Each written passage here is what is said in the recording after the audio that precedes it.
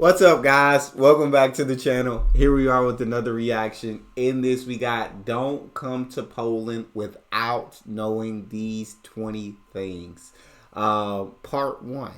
Before we dive into this part, if you guys happen to enjoy, please don't forget to subscribe. Give the video a thumbs up. Also, if you would like to support this channel by becoming a member, all you gotta do is hit that join button to receive your exclusive benefits. Let's dive right in. Hello and welcome to Love My Poland. You know, after my last video on things I miss and don't miss about living in Houston, Texas and moving to Poland, I was thrilled to see how many Americans commented on how great it would be to visit Poland one day. And I got at least a dozen direct questions asking me how to legally move to and work in Poland. As an American, these comments were invigorating to me, and I can't help but wonder if Poland is America's best friend in the European Union. If you ask me, it definitely is. Really? And when we look at the world from the Polish perspective, there's no doubt that America is Poland's best friend. With that being said, with all my years' experience living here, there are so many things I wish I had known earlier that would have been kind of helpful to me to acclimate to the culture here faster. I wish I had had the chance to sit down with a person like myself who'd be able to kind of give me a crash course on some of the issues that would have saved me from looking ignorant, foolish, or misinformed. So in today's episode, I am going to share part 1 of my checklist of 20 aspects that, in my humble opinion, are must-knows before traveling or moving to Poland. Let's do part 1 right now. The first 10 are coming up. Off we go.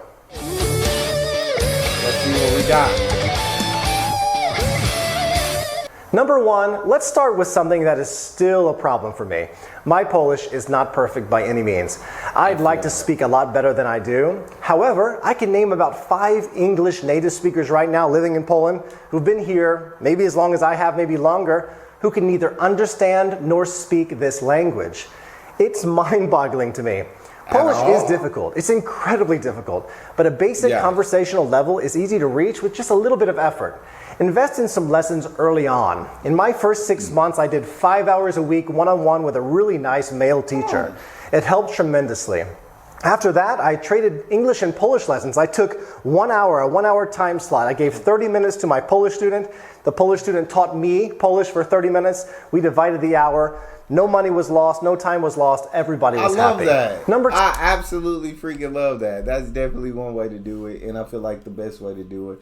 But yeah, I feel like if you're going to move to a new country, especially to live, like, you got to put in some effort in learning the new language. And I understand a lot of Poles now, especially in the younger generation, can speak English, so it's not like a necessity to speak Polish.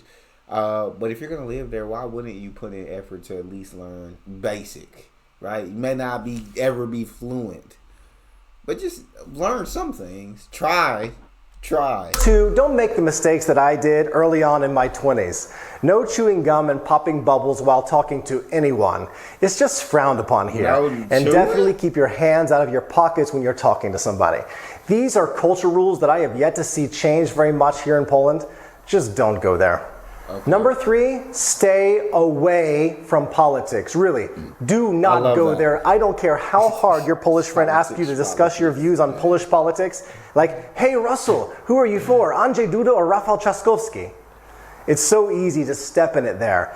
I can honestly tell you that in 15 straight years of living in Poland, I have never ever done a lesson on politics. And I always change the subject when the issue arises. The fact is, the political atmosphere is quite tense in Poland presently. It's really a lot like the Republican-Democrat divide we have in the USA. It's simply a very risky move. Do be careful. I absolutely hate talking about politics. I try not to talk about it with everything in me because people get offended way too easily, and it becomes ridiculous. It becomes absolutely ridiculous. And so I'm like, I keep away. I'ma hold my beliefs to myself. 4, if you're a dude, get a wallet with a coin pouch. Unless you're planning to pay for everything by credit card or phone application, you will need cash, and you will inevitably be asked to help the cashier out very often by producing change. If you are a cash and coin person like me, This will make your life a lot easier. If you can't find a wallet with a pouch in the States, no worries. You can pick one up, a good one, right here in Poland. Most of them have it when you arrive. There you go. Number 5, never under any circumstance try to ride public transportation without a ticket. I have to warn you about inspectors that Poles refer to as kanary. These guys intentionally dress, how can I say it? They dress down, way down, to look like people you would never imagine work for the authorities. And they are good at catching people. For instance, the tram is moving along, they quickly stand up from their seats, they whip out their ID badges, and they go right up to you with their palms out. A British friend of mine was caught last winter, and after a near fist fight with the inspector, he was physically helped off the tram. The police were called and he had to pay a really hefty fine. There are so many convenient ways how to get a ticket. It's easy. The tickets are relatively cheap. You can buy tickets in kiosks everywhere and numerous small shops throughout the city, or you can use a variety of phone apps like MPay. I'll put a link in the description about MPay. Number 6, if you're... Why was he about to get in a fist fight though? Why did the British friend just understand, like, okay, I'm here without a ticket, I'm gonna pay my fine because you're in the wrong. Why are you about to get in a fist fight with the inspector when you in the wrong? That British friend need to learn some things. You're coming to Poland from the USA. You can rent a car and you can drive that car on your American driver's license legally, as long as you also have an international driver's license. You cannot drive without the international license. The easiest way to get such a license is from AAA, and I think they cost between 20 to 30 bucks. I had to learn that lesson the hard way and the expensive way. You can find out more information on the Krakow Consulate website or the Warsaw Embassy website. I will put information in my description about that so you can click on it. Number 7, and while driving, beware, beware, beware of pedestrians on pedestrian crossings. Slow down and look 3 times. Over my years here, I've witnessed the law get tougher and tougher on drivers who don't stop for pedestrians. The moment you see a pedestrian even getting close to that crossing, you must slow down and stop.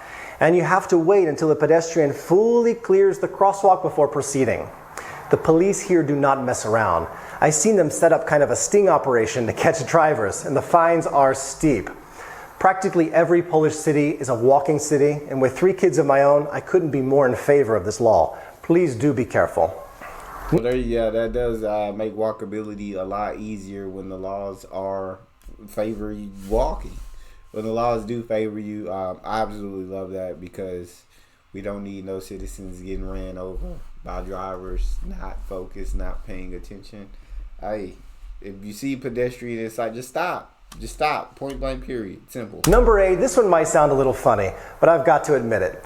I did not know, I was not aware that Russia physically borders Poland on my first trip over here. There's a little piece of land sitting right above the northeastern part of Poland called Kaliningrad.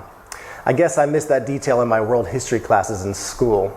Oh, how my Polish friends were disappointed in my American ignorance.